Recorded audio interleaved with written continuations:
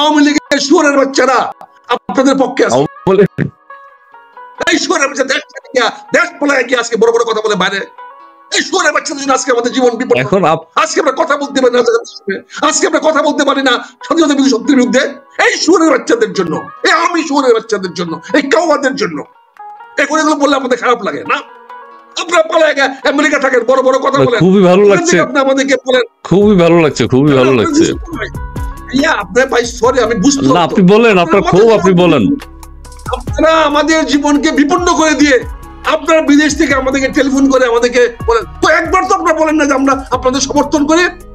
আপনাদের একবার বলেন না মেজর আক্তার আপনি আগায় যান, আমরা সবাই আছি? কই আপনাদের বললেন না একবারও? আপনারা আমাদের শুয়োরের বাচ্চারা একটা লোক কথা বললো না, আবার উল্টো উল্টো আমাদেরকে টেলিফোনকে বলেন ভাই এই কথাটা বলেন, ভাই এই কথাটা বলেন। হ্যাঁ, আপনার কথা শুনলে তো মানুষ উজ্জীবিত হচ্ছে।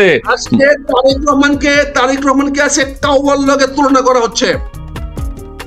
এখন আমরা প্রতিঘাত করতে পারি, আবার তারেক রহমান ওই ঢাকার বুয়েটের ছেলেদেরকে আমরা 24 ঘন্টার মধ্যে ব্যবস্থা নিতে পারি, কিন্তু নিলে নিচ্ছেন না তো। তারেক রহমান সাহেবকে নিয়ে আপনিও তো কিছু কথা বলেছেন। আমরা সত্য করবো, নিলে শেখ হাসিনার লাভ হবে, নিলে আমাদের মধ্যে বিভেদ বাড়বে, ভারতের লাভ হবে। হ্যাঁ, আপনি হাসেন কেন ভাই? আমি যদি আজকে বিভেদ করতে যাই, আপনার শেখ হাসিনার লাভ হবে। আমরা কেন শেখ হাসিনাকে সে ফায়দা দিব? সংঘাত হলে বিএনপির ক্ষতি হবে, মেজর আক্তার এই কি বলে এই জামাতের ক্ষতি হবে। এই দুইটা পক্ষের ক্ষতি হলে লাভবান হবে একমাত্র আওয়ামী লীগ এবং ভারত সরকার। কাজে আপনাদের সুদীর কালিয়া বাজার, আওয়ামী লীগ কালিয়া বাজার, আওয়ামী লীগ আছে গরু জবাই করে খাওয়া।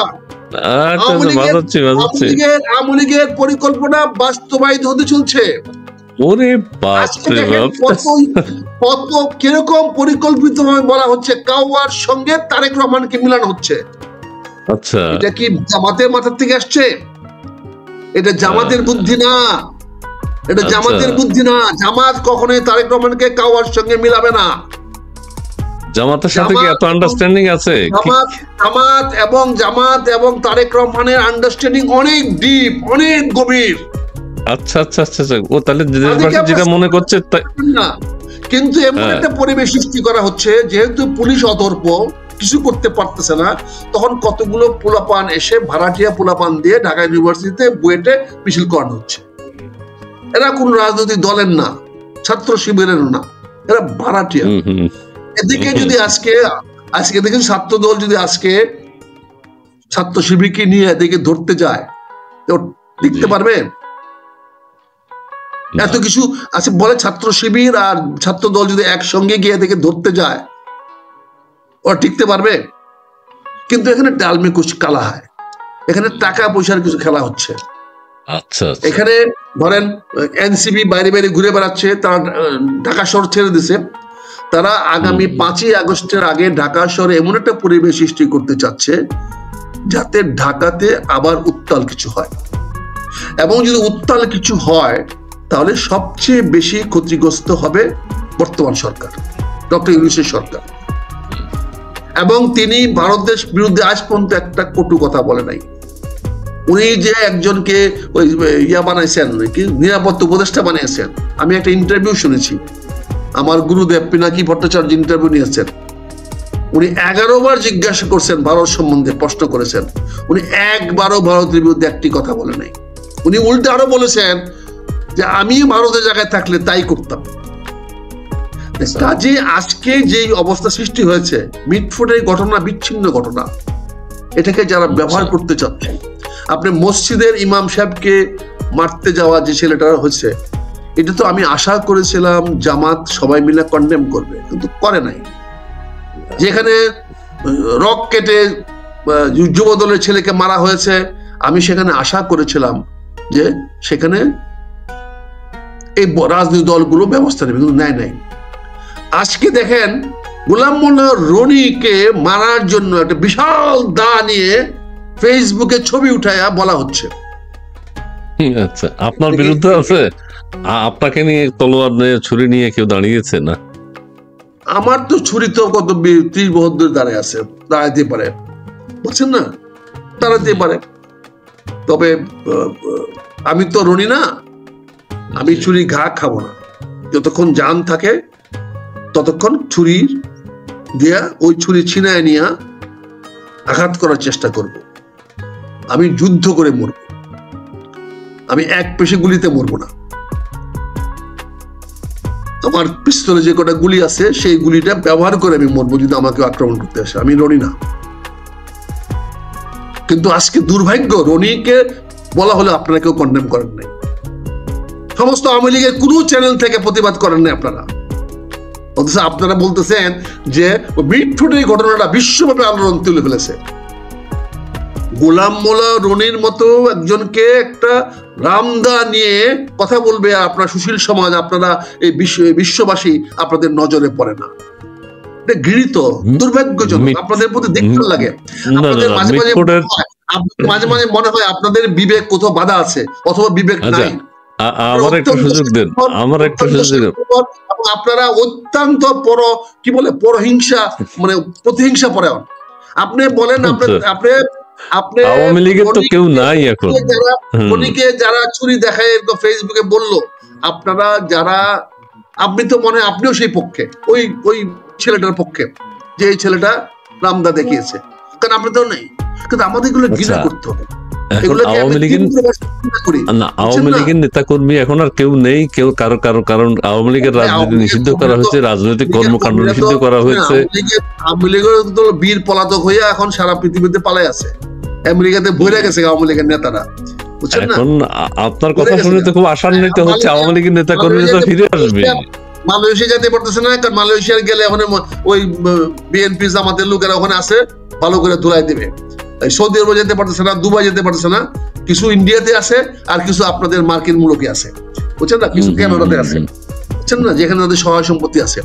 কিন্তু আওয়ামী লীগ একটা মানে কি বলবো। আচ্ছা, আওয়ামী লীগের কি করা উচিত এখন একটু বলবেন? আওয়ামী লীগ মুক্তিযোদ্ধাদের সম্মান ধ্বংস করে গেছে, এই দেশটাকে জনগণের শান্তি শৃঙ্খলা, মানে মানুষকে একটা হুমকির মধ্যে ফেলে গেছে। একটা কাপুরুষের দল, পলাতকের দল, বারবার পলায়া যায়, আগেও পলায়া গেছিল। এই বাংলাদেশ সেনাবাহিনী বিদ্রোহ করেছিল বলে মুক্তিযুদ্ধটা হতে পেরেছিল। এখনো তারা পলায়া গেছে, বাংলাদেশের সেনাবাহিনীর দায়িত্ব নিয়েছে বলে আজকে বাংলাদেশটা এখনো 11 মাস টিকে আছে।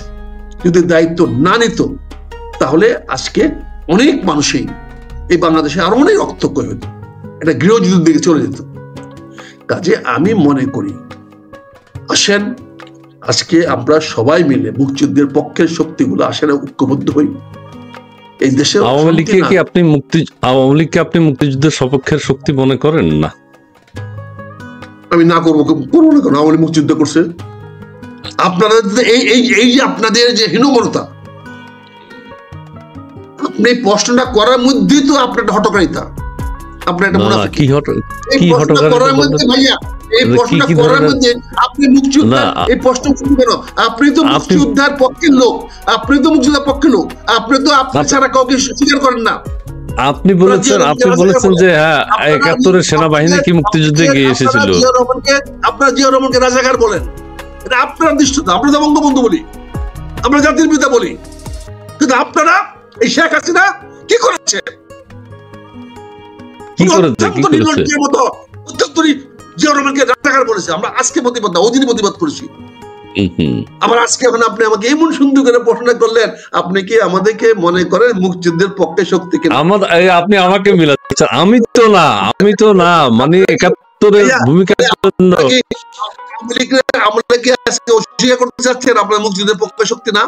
না, অস্বীকার করে না। এখন কেউ তো মুক্তিযুদ্ধের পক্ষে কথা বলছে না, একজন মানুষও তো দাঁড়াচ্ছে না। গত 11 মাস আমরা কাউকে দেখি নাই। আপনি কথা বলছেন, আপনি বলছেন, ঠিক আছে, আমরা শুধু আমাদের আপনি বলছেন কোনোভাবে সংগঠিত ভাবে তো কাউকে দেখিনি কথা বলতে। কাজেই বলা হচ্ছে যে আওয়ামী লীগ একমাত্র দল।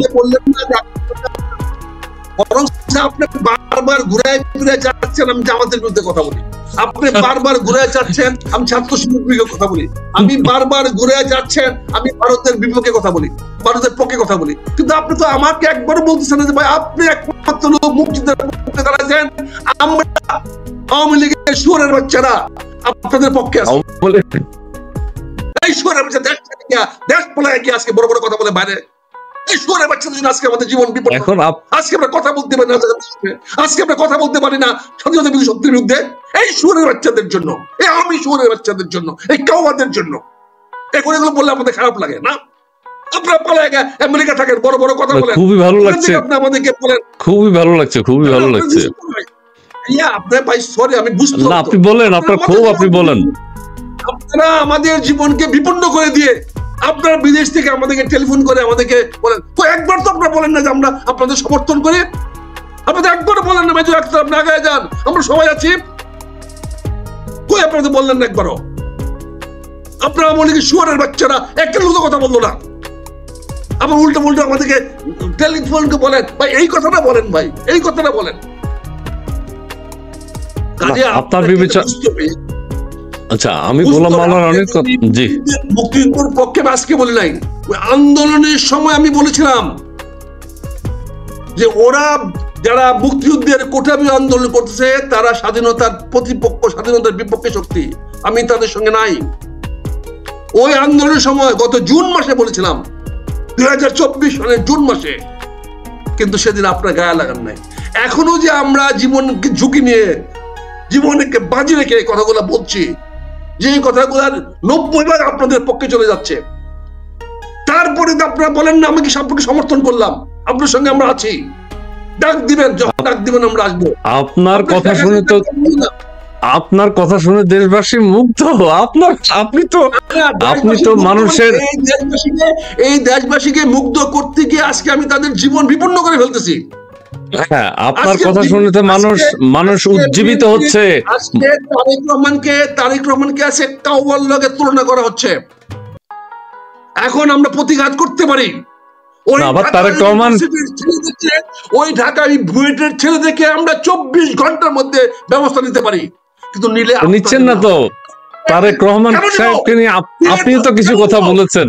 আমরা সহ্য করবো, নিলে শেখ হাসিনার লাভ হবে, নিলে আমাদের মধ্যে বিভেদ বাড়বে, ভারতের লাভ হবে। হ্যাঁ, আপনি হাসেন কেন ভাই?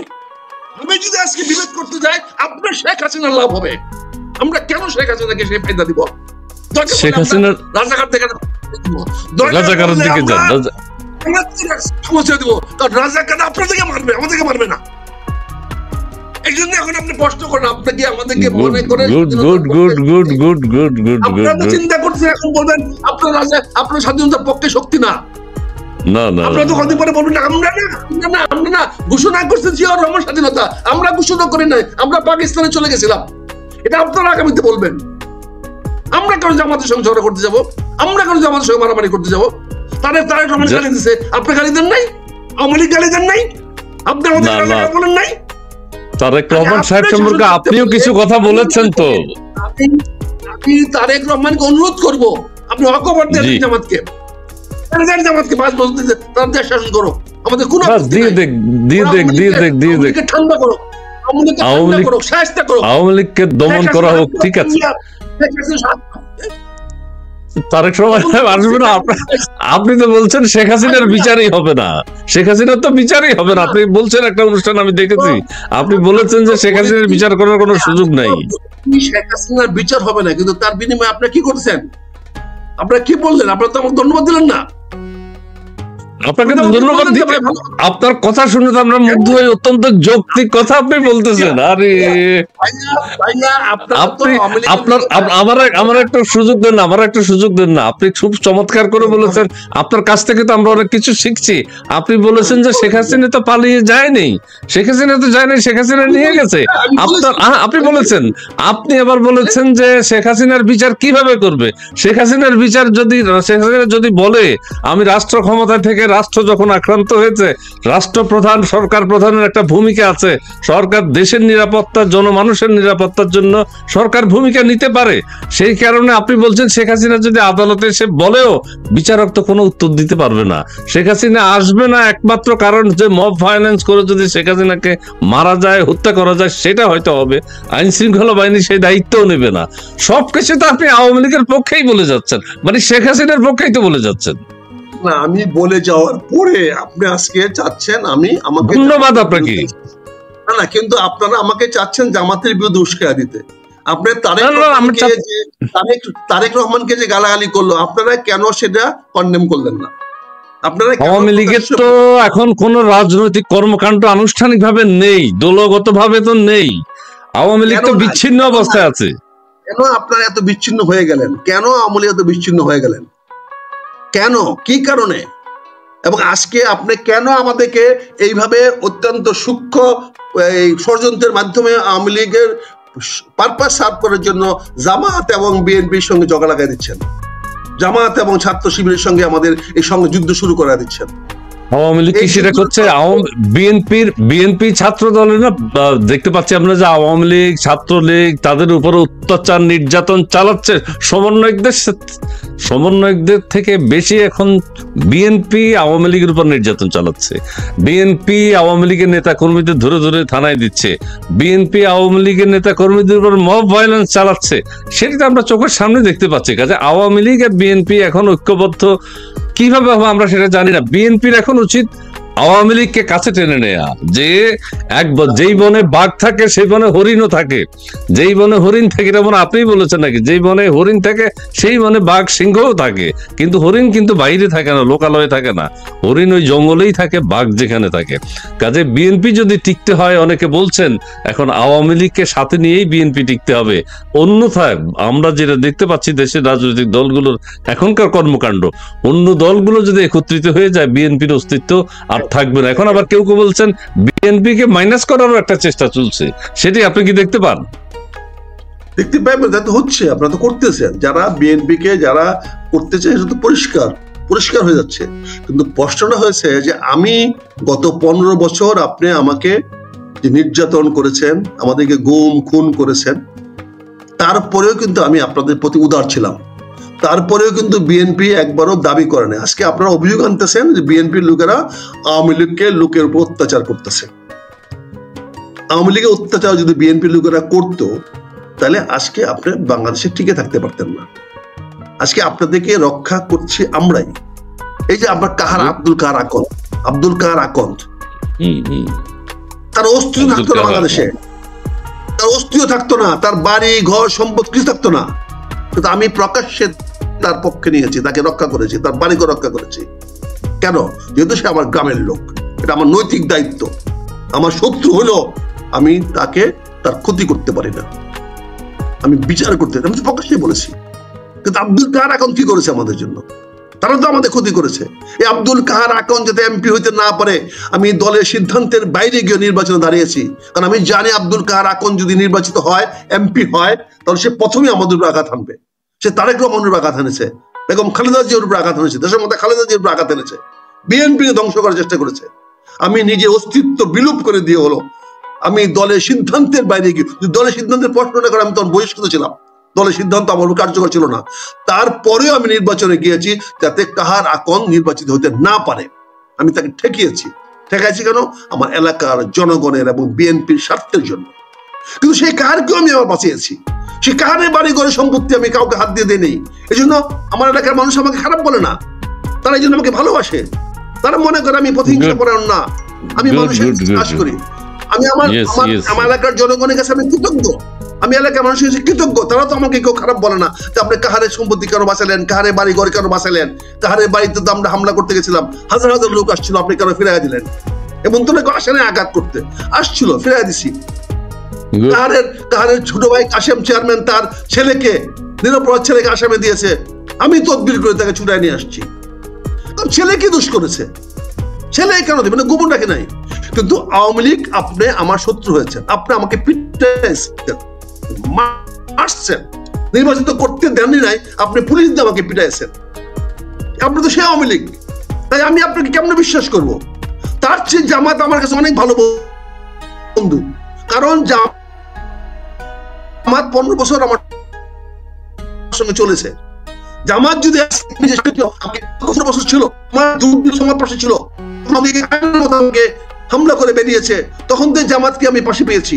তারা তো আমাকে রক্ষা করেছে, অর্থ দিয়ে, বৃত্ত দিয়ে, সম্পদ দিয়ে, তারা তো রক্ষা করেছে। কিন্তু যেদিন আপনি আমাকে হায়নার মতো খুঁজেছেন, আমাকে হত্যা করে চেষ্টা করেছেন, কাজে আজকে যদি জামাত যদি আমার ক্ষতিও করে, আমাকে হত্যাও করে, তারপরে আমি মনে করি জামাত আওয়ামী লীগের চেয়ে বেটার ফ্রেন্ড। আপনি প্রমাণ করেন, আপনি আগামীতে আমাকে হত্যা করবেন না, আপনি আগামীতে হত্যা করবেন না, আপনি আমার বিরুদ্ধে লাগবেন না। আপনি বলেন যে বিএনপির প্রতি যা করেছি আমরা ভুল করেছি, অন্যায় করেছি। আপনি বলেন জিয়া রহমানকে রাজাকার বলে আমি অপরাধ করেছি। আপনি দেশমাতা খালেদা জিয়াকে জেল দিয়েছেন, এই জন্য আপনাকে আমরা তীব্র প্রতিবাদ জানাই। আবার আপনি তাকে বাসায় থাকতে দিয়েছেন, আমরা এই জন্য আপনাকে ধন্যবাদ জানাই। আমরা বলেছি ওনাকে বাসায় থাকতে দিয়েছেন, এই জন্য আমরা শেখ হাসিনার প্রতি কৃতজ্ঞ। সে কৃতজ্ঞতার প্রকাশও দেখিয়েছে দেশমাতা খালেদা জিয়া। আজ পর্যন্ত তিনি একটি কথাও শেখ হাসিনার বিরুদ্ধে বলেন নাই। এই গত 11 মাসে আওয়ামী লীগের বিরুদ্ধে দেখেন দেশমাতা খালেদা জিয়া একটি কথা বলে নাই। কেন? ওই কৃতজ্ঞতার কারণে, কারণ ওনাকে বাসায় থাকতে দিয়েছে। কিন্তু আজকে আপনি আমাকে দিয়ে জামাতকে ঠান্ডা করাবেন, জামাতকে নিশ্চিন্ত করাবেন, তারপরে আসি আপনি আবার ভারতকে সাহায্য নিয়ে আপনি আসবেন। আমার তো পাকিস্তান নাই, ভারত নাই, মায়ানমার নাই, আমি তো বাংলাদেশি, আমার তো বিদেশ নাই। আপনাদের আওয়ামী লীগের ভারত আছে, জামাতের পাকিস্তান আছে, তুরস্ক আছে, সৌদি আরব আছে, আমার তো কিছু নাই, আমার তো বাংলাদেশ। চারপাশে আপনারা ইন্ডিয়া, আমাকে যাইতেও দিবেন না। আমি মূল্য বাংলাদেশে আছি, বাস্তব বাংলাদেশে আছি। আমি বাংলাদেশ জনগণ কিনে জি বলেন প্লিজ। একটা হালকা কথা বলি আর কি। কেউ কেউ বলে যে আওয়ামী লীগ ভারতে পালায়, ঠিক আছে, ভারতে চলে যায়। এখন অন্য কোনো কিছু হলে আওয়ামী লীগ যদি দেশে ফেরত আসে, আমাদের দেশের অন্যরা কোথায় পালাবে? ভারতেই তো যেতে হবে। পাশে তো ভারত ছাড়া তো কোথাও যাওয়ার জায়গা নাই। ভারত তো আমাদেরকে জায়গা দিবেন না। সালাউদ্দিন ভারতে পালাইছিলেন না, জেলে রাখছেন। শেখ হাসিনা জেলে রাখেন না কেন? কাওয়াকে জেলে রাখলেন না কেন? জেলেই তো আছে, বেরোচ্ছে না তো, বেরোতে পারে না। আসাদুজ্জামান কলকাতায় ঘুরে বেড়ায় কেমনে? কলকাতা বাজারে গেলে আমি বলছি যে ভারতেই তো যেতে হবে। ভারতে হয়তো সালাউদ্দিন সাহেবের কথাটা ব্যতিক্রম, কিন্তু ভারতেই তো যেতে হবে। এখান থেকে ভারতের উপর দিতে পাকিস্তান যেতে পারবে না। মাত্র বিএনপির নেতা ইন্ডিয়াতে গেছিল, তাকে আপনি জেলে আটকে রাখছেন। বলেন আমাদের যাওয়ার জায়গা নাই, আপনাদের আছে, কিন্তু সেটা বড় এই যে এখন কি ভারতের জেলে থেকে তিনি সালাউদ্দিন সাহেব যে জোরালো ভাবে কথা বলছেন, এখন এইটাই তো এক্সাম্পল হয়ে গেল। ভারত থেকে এসে তো উনি অনেক শক্তিশালী হয়ে গেলেন সালাউদ্দিন সাহেব। না, সালাউদ্দিন সাহেব শক্তিশালী হয়েছে ওনার জুড়ে, ওনার শক্তিতে, ওনার মেধা, ওনার চেষ্টায়। সেখানে নিশ্চয়ই ভারত তাকে সাহায্য করে নাই। তাহলে ভারত বলতো, তাহলে উনি ভারতের পক্ষে বক্তব্য দিতেন, উনি তো ভারতের পক্ষে দেন নাই। তার প্রজ্ঞা দিয়ে, তার মেধা দিয়ে, তার বুদ্ধি দিয়ে সে কথা বলেছে। কিন্তু আমি যে কথাটা বলতে চাচ্ছি, আজকে আমাদের সামনে দুইটা পথ আছে। একদিক হলো আওয়ামী লীগ, আরেকদিক হলো জামাত। মাঝখানে সরকার আছে না, এই তো আমাদের সামনে বলছি, বিএনপির সামনে। তারেক রহমান সাহেব বলেছে এই বর্তমান ডক্টর ইউনূস সরকারকে ব্যর্থ হতে দিবেন না। উনি নিঃস্বার্থ সমর্থন দিয়েছেন, উনি ব্যর্থ দিবেন। এখন যদি কেউ গন্ডগোল সৃষ্টি করে, যদি জামাত গন্ডগোল সৃষ্টি করে, তাহলে বিএনপি কে জামাতের বিপক্ষে যেতে হবে। আর যদি আওয়ামী লীগ গন্ডগোল সৃষ্টি করে, তাহলে আওয়ামী লীগ বিরুদ্ধে যেতে হবে। তা আমি মনে করি বিএনপির জন্য সবচেয়ে সুন্দর হবে জামাত যা খুশি করুক, জামাতকে ওয়াকওভার দেন, আওয়ামী লীগ যেন ফেরত আসতে না পারে। আওয়ামী লীগ আজকে 11 মাসে একবারও, আমরা যে এত কথা আওয়ামী লীগের পক্ষে বলেছি, আওয়ামী লীগ একবারও আমাদের পক্ষে কথা বলে। আওয়ামী লীগের নেতা কর্মীরা সব আপনার কথা শুনে আপনার কথা পছন্দ করে, যে একজন শক্তিশালী মানুষ, একজন বলিষ্ঠ কণ্ঠস্বর, বীর মুক্তিযোদ্ধা মেজর অবসরপ্রাপ্ত আখতারুজ্জামান, তিনি দাঁড়িয়েছেন, তিনি দেশের, তিনি আপনার একটা গুণের কথা বলি, আপনি সব সরকারের সময় একই রকম কথা বলেন। এটা হচ্ছে আপনার চরিত্রের বৈশিষ্ট্য, অন্যতম বৈশিষ্ট্য আমি মনে করি। এবং আমি জনগণের পক্ষে কথা বলার চেষ্টা করি, আমি জনগণের জন্য রাজনীতি করি, আমি সেটাই বলছি, কল্যাণের জন্য। সে যেই জনগণের বিপক্ষে যায়, জনগণের স্বার্থহানি করে, আমি তার বিরুদ্ধে সেটাই বলেন। বেঁচে থাকবো, দোয়া করে যেন কথা বলতে পারি। বিগত দিনেও বলেছেন, এখনো বলছেন, এবং এই অন্তর্বর্তীকালীন সরকার শুরু থেকে আপনি কথা বলছেন খুব জোরালো ভাবে। এটা তো দেশের মানুষ জানে, হয়তো মুখ ফুটে বলে না, কিন্তু জানে দেশের মানুষ আপনি কিভাবে কথা বলছেন, আপনার চরিত্র কি, আপনি কিভাবে মানুষকে দেশের পক্ষে কথা বলেন, এটা আমরা সবাই জানি। আপনার কাছে এখন একটা কথা, শুধু শেষ কথা, মানে অনেক কথা বলেছেন, ভালো লেগেছে, খুবই ভালো লেগেছে। দর্শকেরও অনেক দর্শকের কমেন্টস আসছে, কিন্তু আমি দেখাতে পাচ্ছি না। অনেক দর্শক যুক্ত হয়েছেন, আপনার কথা শুনছেন, ভালো লাগছে। তারেক রহমান সাহেব এখন যেটাই হোক, এই যে ফেব্রুয়ারিতে নির্বাচনের বিষয়ে একটা ঐক্যমতে পৌঁছেছেন। বিএনপির যে অবস্থানটা ছিল একদম দৃঢ় অবস্থান, যে ডিসেম্বরের নির্বাচন হতে হবে, ডিসেম্বরের আগেও সম্ভব। তারেক সাহেবই বলছেন হঠাৎ লন্ডন বৈঠকের পর সেটা ফেব্রুয়ারিতে, যাই হোক কিছু একটা রাজনীতিতে শেষ বলে কিছু নেই, একটা আন্ডারস্ট্যান্ডিং এ গেছেন, কিন্তু আদৌ কি ফেব্রুয়ারিতে নির্বাচন সম্ভাবনা আছে? আপনার কি মনে হয়? আমরা তো দেখতে পাচ্ছি না। আমাদের প্রেস সচিব সাহেব অত্যন্ত জনপ্রিয় তিনি, এবং সারা বাংলাদেশে তিনিও বিশ্ব আলোচিত, সারা বিশ্বে বাংলাভাষীর কাছে আলোচিত মানুষ প্রেস সচিব। তিনি বলেছেন যে ডিসেম্বরের মধ্যে নির্বাচনের প্রস্তুতি নিতে। আইন শৃঙ্খলা বাহিনী সব প্রধান উপদেষ্টা নাকি বলেছেন।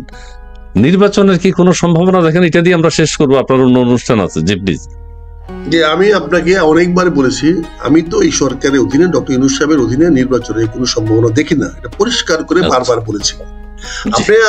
আপনি তারেক রহমান সাহেব আলোচনা করেছেন ডিসেম্বর নির্বাচন ফেব্রুয়ারিতে নিয়ে গেছেন, রাজনীতি এরকম সমঝোতা আলোচনা হইতেই পারে, হয় হামাসের যুদ্ধ শান্তি হয়েছে, ইউক্রেনের নিয়ে কথা হয়েছে, এগুলো হইতে পারে পক্ষ বিপক্ষে। তবে আজকের এই পরিস্থিতিতে আমি আপনার মাধ্যমে আজকে তারেক রহমান সাহেবের কাছ থেকে দুইটা অনুরোধ জানতে চাই। আজ থেকে আপনি ঘোষণা করে দেন, বিএনপির লোকদেরকে মুক্ত করে দেন, তাদেরকে বহিষ্কার করার ভয় থেকে তাদেরকে মুক্ত করেন, তাদেরকে লড়তে দেন। তারা যদি অন্যায় করে তাদের মোকাবেলা করতে দেন। আপনি আইসা তাদেরকে পিছন থেকে আঘাত করেন না, আপনি তাদেরকে মুক্তি দেন। আপনি কদিন পরে পরে বহিষ্কারে হুমকি দিয়ে তাদেরকে দুর্বল করে ফেলতেছেন। এই দুর্বলতার সুযোগ নিয়ে আজকে সবাই বিএনপির বিরুদ্ধে কথা বলার সাহস পাচ্ছে। আজকে এমন কোনো নাই, সবাই বিএনপির বিরুদ্ধে কথা বলছে। আজকে দেখলাম এই আমাদের এক মেজর কি এই যে এরশাদের মন্ত্রী ছিল, সেও বিএনপি নমিনেশনের জন্য ঘুরে বিএনপি নমিনেশন দেয়, সেও দেখি আজকে বিএনপির বিরুদ্ধে কথা বলে, বিএনপি চাঁদাবাজি ভরে গেছে, এই বুঝি। সে স্বৈরাচারের মন্ত্রী, সে স্বৈরাচার প্রতিমন্ত্রী ছিল, স্বৈরাচার বলে কি মঞ্জুর কাদের, সে প্রতিমন্ত্রী ছিল কার? স্বৈরাচারের সাথে। তা আগামীতে যে আপনাদের মন্ত্রীরা যে গর্ব করে বাংলাদেশে বলবে না আমি মন্ত্রী ছিলাম, কাওয়া কাদের যে বলবে না আমি মন্ত্রী ছিলাম, এরকম অনেক মন্ত্রী তো বলবে আগামী দিনে বড় গলা করে আমি মন্ত্রী ছিলাম। এরা তো এই বৈষম্য কি বলে এই ফ্যাসিস্ট সরকারের মন্ত্রী ছিল, সেটা তো ভুলে যাবে, মন্ত্রী ছিলাম। আজকে আমি তারেক রহমান সাহেবের কাছে করজোরে বিনীত আহ্বান করবো, আপনি ঘোষণা দিয়ে দেন যে আজ থেকে আপনি দলের কাউকে বহিষ্কার করবেন, তাদেরকে সংগ্রাম করতে দেন, তাদেরকে চাঁদাবাজি করুক, যাই কিছু করুক, চাঁদাবাজির বিরুদ্ধে চাঁদাবাজি করবে, লুটতরাজের বিরুদ্ধে লুটতরাজ করবে, দখলদারের বিরুদ্ধে দখলদার করবে, যা ভালো মনে করে তারা করবে, তাদের করার অধিকার দেন, আপনি তাদেরকে মুক্ত দেন। আর 2 নম্বর বলবো, আপনি আওয়ামী লীগকে ঠেকানোর জন্য, আওয়ামী লীগ আপনার প্রতি অনেক অত্যাচার করেছে, অনেক অবিচার করেছে, আমাদের ঠেকানোর জন্য আপনি জামাতকে অকবার দিয়ে দেন, জামাতকে অকবার দিয়ে দেন। বলেন জামাত তোমরা যা খুশি করো, তোমরা ইসলামী রাষ্ট্র কায়েম করো, আমরা 15 বছর অপেক্ষা করছি, আরো 5 বছর অপেক্ষা করবো, কোনো সমস্যা নাই। আমি তারেক রহমান সাহেব অনুরোধ করবো, আপনি ঘোষণা দিয়ে দেন, আপনি বলে দেন যে আপনি ডক্টর ইউনূস সাহেব আপনি নির্বাচন লাগবে না, কিছু লাগবে না, আপনি 5 বছর ক্ষমতা থাকেন, আমরা আর নির্বাচন চাইবো না, কিছু করবো না। কিন্তু বিএনপির লোকের উপরে কোনো অত্যাচার করলে আমরা রুখে দাঁড়াবো। আমাদের সবার ব্রত হবে একটা, আওয়ামী লীগ ঠেকাও, ভারতের আগ্রাসন বন্ধ করো। এই পয়েন্টে আসেন জানি, কারণ আওয়ামী লীগকে না ঠেকাইলে ওরা তো বিভেদ লাগাই দিয়ে, অশান্তি লাগাই দিয়ে আমাদের মাথায় কাঁঠাল খাবে। কারণ 11 মাসে কিন্তু ভাই আপনাদের কোনো ইতিবাচক কিছু দেখে নেই। আচ্ছা ঠিক আছে না, আপনি আপনার কাজে এগিয়ে যান। আমি যেটা বলতে চাই, আপনার বক্তব্য শুনে আওয়ামী লীগের নেতা কর্মী যারা শুনছে তারা কিন্তু খুব খুশি হয়েছে এবং আপনাকে ধন্যবাদ জানাবে, সাধুবাদ জানাবে। আপনি আওয়ামী লীগের ফেরার ব্যাপারে একটা ইঙ্গিত দিয়েছেন। আপনার কথা মতো যদি হয় তাহলে সত্য হয় সেটা, তাহলে তো আওয়ামী লীগ ব্যাক করছে। আপনি কিছু এক্সাম্পলও দিয়েছেন, ইরানের কথা বলেছেন, অন্যান্য দেশের কথাও বলেছেন, তার মানে আওয়ামী লীগ ব্যাক করছে। আপনার বক্তব্য আমি শুনি, আমি বলি না একটু, আমি একটু বলি না। আপনি যে জি আজকে যদি আমি জামাতের বিরুদ্ধে লড়ি, ঝগড়াতে নামি, জি অস্তিত্ব আমারও থাকবে না, অস্তিত্ব জামাতেরও থাকবে না। আচ্ছা বুঝতে পারছেন না? এই দুইটা যদি আমরা মাঠে নামি, ছাত্র দল টিকে থাকতে পারবে না, ছাত্র সমিতি টিকে থাকতে পারবে না, ডক্টর ইউনূস টিকে থাকতে পারবেই না, পারবে না। লাভ হবে কে? লাভ হবে মাসিমার। মাসিমা চলে আসবেন, আমার আপা চলে আসবেন, good good good good good good আপা চলে আসবেন। কাজে এই সংঘাত তো আপনাদের পক্ষে যাচ্ছে, যা কিছু হচ্ছে আওয়ামী লীগের পক্ষে যাচ্ছে তো, আওয়ামী লীগের পক্ষে। তারপর আমরা চাই না, রাজাকারের ভাষা তো বুঝে না। তারা 71-এ পরাজিত হয়েছে, তারা আগামীতেও পরাজিত হবে, তারা আজীবন পরাজিত হবে। রাষ্ট্রের বিরুদ্ধে যারা যায়, জনগণের বিরুদ্ধে যারা যায়, যারা ধর্মকে বিক্রি করে, আল্লাহকে বিক্রি করে, তাদের পক্ষে আল্লাহ থাকে না। মুনাফিকদের পক্ষে কখনো আল্লাহ থাকে না। আল্লাহ বলেছে কাফের করবে, আল্লাহ বলেছে কাফের ক্ষমা করবে, কিন্তু মুনাফিক ক্ষমা করবে না। কিন্তু আমরা চাই আমাদের সঙ্গে ঝগড়া করবো না। আমি সারেন্ডার, আমি তারেক রহমান সাহেবকে বলবো আমার যা খুশি বলে বলো। 15 বছর আওয়ামী লীগ বলেছে, জামাত 2-5 বছর বলুক না, অসুবিধা নাই, কিন্তু দেশটাকে আওয়ামী লীগের হাতে আবার তুলে দিয়েন না। ইউনিভার্সিটি যে সমস্ত ছেলেরা যে ভাষায় কথা বলছে, তারা কি বিশ্ববিদ্যালয়ের ছাত্র কিনা আমার তো সন্দেহ আছে। এখানে যারা যুদ্ধ বাঁধাতে চায়, এই যুদ্ধের জন্য আমরা দেশে আছি। আমরা যুদ্ধ করে বাঁচবো, না হলে মরবো, আমরা আছি। কিন্তু আজকে ঢাকা বিশ্ববিদ্যালয়ের, প্রকৌশল বিশ্ববিদ্যালয়ে যারা GPA 5 পাওয়া ছেলেরা, এটা ওদের ভাষা? মব জাস্টিস করে বা কেউ পাথর মেরে একটা ছেলেকে মারছে, প্রতিবাদ করেন, বিচার চান, ঠিক আছে। আপনারা হঠাৎ করে সন্ত্রাসীর পক্ষে চলে গেছেন, খারাপ লোকের পক্ষে চলে গেছেন, ভেরি গুড, যেতেই পারেন, কারণ মানুষকে তো হত্যা করার কোনো অধিকার নাই। কিন্তু আপনি ওই সোহাগের হত্যার বিচার চান না, আপনি ইমাম সাহেবকে মারলো তার বিচার চান না, আবার আপনি ওই যে বাঙালি ব্যবসায়ী, সে ব্যবসায়ী হয়ে গেছে, বাঙালি হওয়ার ব্যবসায়ী হয়ে গেছে, বলেন এখন সবাই বলেন ব্যবসায়ী, বাঙালি ব্যবসায়ী। সেটা হচ্ছে মানুষ, তো একজন মানুষ, তো তারও তো পিটিয়ে মারা বা হত্যা করা প্রচলিত আইনে। এই যে খন্দকার ইলিয়াস কি বলছে, এত দরদ মানুষের, এত দরদ আপনাদের মানুষের জন্য, তো আপনারা গুলি করে মারছিলেন কেন? তোর মানুষ শেখ হাসিনা জিজ্ঞাসা করেন না কেন? এত মানুষের জন্য এত দরদ আপনারা, ভাই এত সুন্দর করে বলতেছেন ওরা তো মানুষ, তা ওরা মানুষ ছিল না? আপনার শেখ হাসিনা যখন গুলি করে মারছিল। এখন বিগত সরকার যা করেছে সেটার কিছু কিছু বিচার হচ্ছে। এখন সমস্ত কিছুকে আমাদের নোবেল বিজয়ী বিচার, আজকে যদি 11 মাসে বিচার হইতো তাহলে তো সমস্যাগুলো হইতো না। শেখ হাসিনা তো হেলিকপ্টার নিয়ে চলে গেলেন দেশ থেকে, এখন ভারতের আশ্রয় আছেন। কিন্তু আজকে সারা বাংলাদেশে মানুষকে এই হায়ানাদের সামনে, শকুনের সামনে ফেলে দিয়ে গেছেন। এখন আপনারা মানুষের জন্য দরদ দেখাচ্ছেন, মানুষ তারা। ইমাম সাহেব মানুষ না? তারপর কত কথা বলবেন কেন? আপনারা কি বলতে চাচ্ছেন সেটা পরিষ্কার করে বলেন। আপনারা যারা, আপনাদের এই যে আওয়ামী লীগ এত বড় রাজনৈতিক দল, কেন সে বাংলাদেশ ছেড়ে চলে গেল? কি কারণ? এখন কি তাকে ভারতে পাঠিয়ে দিচ্ছে কেউ? কেন তারা বাংলাদেশের থেকে ফেস করলো না? এখনো তারা আসুক, ফেস করুক, তারা থাকুক। আপনি আমাদের মধ্যে লাগিয়ে দিচ্ছেন। এখন এটা তো পরিষ্কার দেখা যাচ্ছে যাগুলা করতেছে সেটা ভারতের মদতে হচ্ছে। এগুলোর পিছনে বিএনপিও দায়ী না, জামাতও দায়ী না, ইসলামী ঐক্য পরিষদ দায়ী না, অন্য কোনো রাজনৈতিক দল দায়ী না, এনসিপি দায়ী না। এটা সম্পূর্ণ করা হচ্ছে ভারতীয় মদতে। এই দেশে একটা উচ্ছৃঙ্খল, বিশৃঙ্খল সৃষ্টি করে ভারত যাতে শেখ হাসিনাকে বাংলাদেশের ভিতরে পুষিন করতে পারে। এখনো কি ভারতের মদতে হচ্ছে সবকিছু? জামাত এবং বিএনপির মধ্যে বিভেদ লাগিয়ে দেওয়া হচ্ছে, যে বিভেদ লাগালে পরে কে বেনিফিট বলেন তো? আজকে জামাত এবং বিএনপি যদি বিবাদ করে, মারামারি, কাটাকাটি, হানাহানি করে, তাহলে কার লাভ হবে বলেন? বর্তমান অন্তর্বর্তীকালীন সরকারের লাভ হবে। লাভ হবে কেন? তাদের ক্ষমতা দীর্ঘস্থায়ী হবে, তারা থেকে যেতে যাচ্ছে। সে মারামারি করলে ক্ষমতা দীর্ঘস্থায়ী কেমন হবে? ক্ষমতা হচ্ছে তো সারা দেশে যা হচ্ছে, ওনারা ক্ষমতায় আছেন। সে মারামারি করলে তার ক্ষমতা দীর্ঘস্থায়ী কেমন হবে? সে ক্ষমতা কেমন থাকবে? সে মারামারি হলে মারামারি থাকতে পারলো না। জামাত আর বিএনপির কথা বলছে।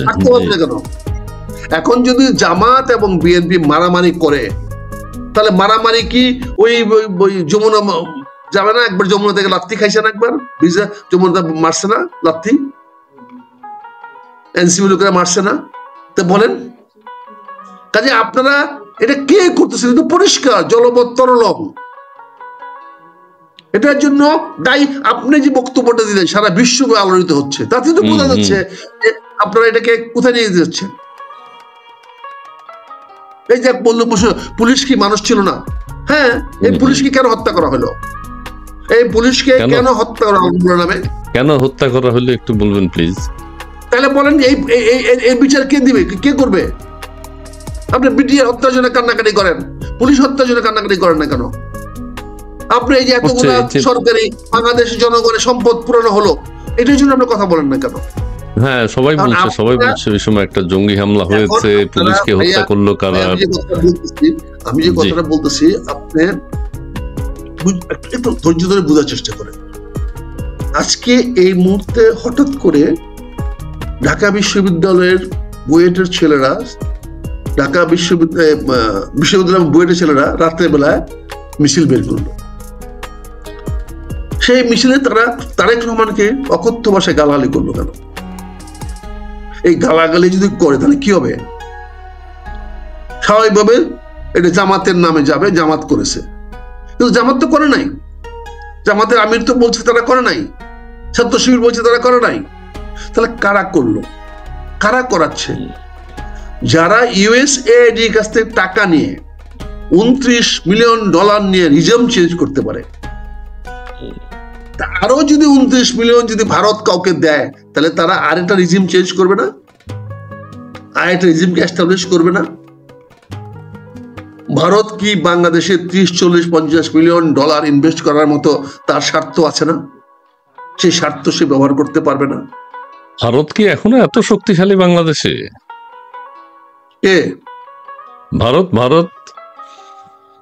ভারতের কি এখনো এত প্রাধান্য? ভারত ছাড়া আর কে শক্তিশালী বাংলাদেশে বলেন? ভারত ছাড়া বাংলাদেশ শক্তিশালী কি? একমাত্র ভারত তো সবার অভিভাবক, সবাই সর্দার তো এখানে ভারতেই। ভারতকে তো আমরা পাত্তাই দিচ্ছি না, ভারতকে তো আমাদের সরকার পাত্তা দিচ্ছে না। আমাদের সেভেন সিস্টার নিয়ে পাত্তা তো পাকিস্তানও দেয় না। কি হয়েছে? পাত্তা না দিয়ে কি হয়েছে? পাত্তা তো 71 সনে পাকিস্তানও দেয় নাই। কি হয়েছে? 11 মাস তো ভারত অপেক্ষা করছে। আমার তো মনে হয় না আর 2-3 মাস অপেক্ষা, 3 মাস অপেক্ষা করবে। আমার তো মনে হয় না ডিসেম্বরে আবার আরেকটা জয় চলে আসে কিনা বাংলাদেশে। কারণ ভারত তো বাংলাদেশের রাজনীতি ফ্যাক্টর। আচ্ছা, বর্তমান সরকারের যে অনেকে বলছে যে প্রফেসর ইউনূস সাহেব ক্ষমতায় এসেছেন, উনি যদি এসে বলতেন যে আমি এত কিছু চাই না, আমি শান্তি পুরস্কার পেয়েছেন, আমরা সবাই জানি, দেশটাকে সাজাতে চাই, আপনারা সবাই একযোগে কাজ করেন, অন্যায় অত্যাচার যারা করবেন তাদেরকে পাকড়াও করা হবে। এখন শেখ হাসিনার আমলের কথা আপনি বলছেন, বর্তমানে কি ভালো সময় যাচ্ছে? মানুষ কি শান্তিতে আছে? এখন বাংলাদেশ শান্তিতে আছে কিনা, এই যে আমার এক ভাই বলছেন বিএনপি কামড়াকামড়ি করতেছে, কামড়া এবং কামড়ি কার সঙ্গে করতেছে? কামড়া কামড়ি।